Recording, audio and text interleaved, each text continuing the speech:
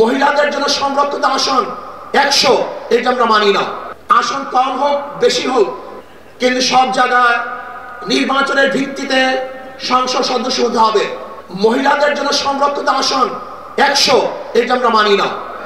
যে সংরক্ষিত আসন মহিলাদের জন্য রাখা হয়, এটা মহিলাদের সাথে বৈষম্য করা হয়, তাদেরকে দুর্বল ভাবা হয়। আমরা তো কোঠার বিরুদ্ধে আন্দোলন করেছিলাম। যদি আমার মহিলাদের জন্য কোঠা রাখা হয়, তাহলে আমরা আন্দোলন সাকসেস হই নাই। আমরা বলবো মহিলারা সরাসরি নির্বাচন করবে, নির্দিষ্ট কোনো কোঠা আমরা চাই না। কোনো মহিলাদের জন্য নির্দিষ্ট কোঠা থাকবে না, তারা নির্বাচন সরাসরি করবে। কাজী আমি অন্তর্বর্তী সরকারকে বলবো, মহিলাদের জন্য কোনো নির্দিষ্ট আসন ইসলামী আন্দোলন বাংলাদেশ, এটা আমরা মানতে পারি না, এইটা আমরা চাই না। RICL TMX, যুগের পর যুগ স্থাপনা থাকে মজবুত।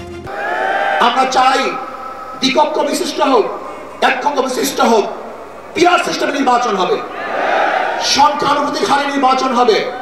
যদি সংখ্যানুপাতিক নির্বাচন না হয়, পিয়ার সিস্টেম নির্বাচন না হয়, তাহলে আবারও কালো টাকা সরাসরি হবে, পেশি শক্তি ব্যবহার করা হবে, মানুষের ভোট অধিকার প্রয়োগ করতে পারবে না, আমাদের আন্দোলন ব্যর্থ হবে। ধ্বংসস্তূপের উপরে সুন্দর একটা নির্বাচন উপহার দেওয়া সম্ভব নয়। আগে সংস্কার হবে, তারপরে নির্বাচন হবে। রাষ্ট্র সংস্কারের মধ্যে আমি বিচার বিভাগের স্বাধীনতা চাই, বিচার বিভাগের পূর্ণ স্বাধীনতা চাই। সরকার পরিবর্তন হওয়ার সাথে সাথে সমস্ত আসামিরা খালাস হয়ে গেছেন, আবার সরকার পরিবর্তনের সাথে সাথে অনেক আসামি জেলে ধুকে ধুকে পড়ছেন। তার মানে বিচার বিভাগ কি সরকারি ইঙ্গিতে চলে?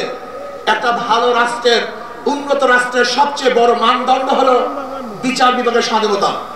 যেই রাষ্ট্রের মধ্যে বিচার বিভাগের স্বাধীনতা নাই, ওই রাষ্ট্র ভালো কল্যাণমুখী একটা রাষ্ট্র হতে পারে না।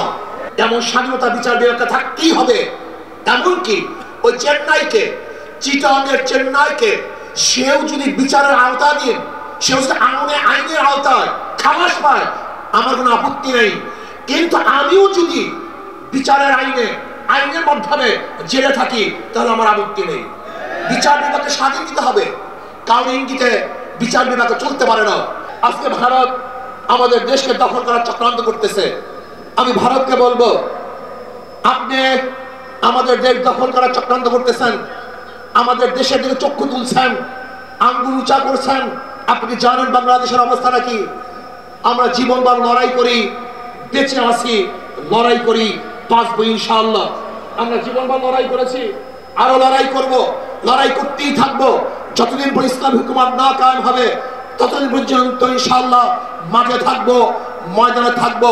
প্রিয় ভাইয়েরা আমার, আগামী নির্বাচন আসতেছে, নহে সমাপ্ত কর্মমোদের অবকাশ কোথায় ইসলামের। আজকের থেকেই আমাদের কাজ শুরু হবে। মাঠে ময়দানে, প্রত্যেকটা দাঁড়ে দাঁড়ে, ঘরে ঘরে গিয়ে মানুষকে ইসলামের কথা বোঝাতে হবে, ভোট আদায় করতে হবে, ইসলামের পক্ষে আমরা ভোট নিয়ে আসবো। আল্লাহ আমাকে এবং আমাদের সবাইকে ইসলাম হুকুমত কায়েম করার চেষ্টা করার এবং সর্বোচ্চ ত্যাগ করার তৌফিক দান করেন।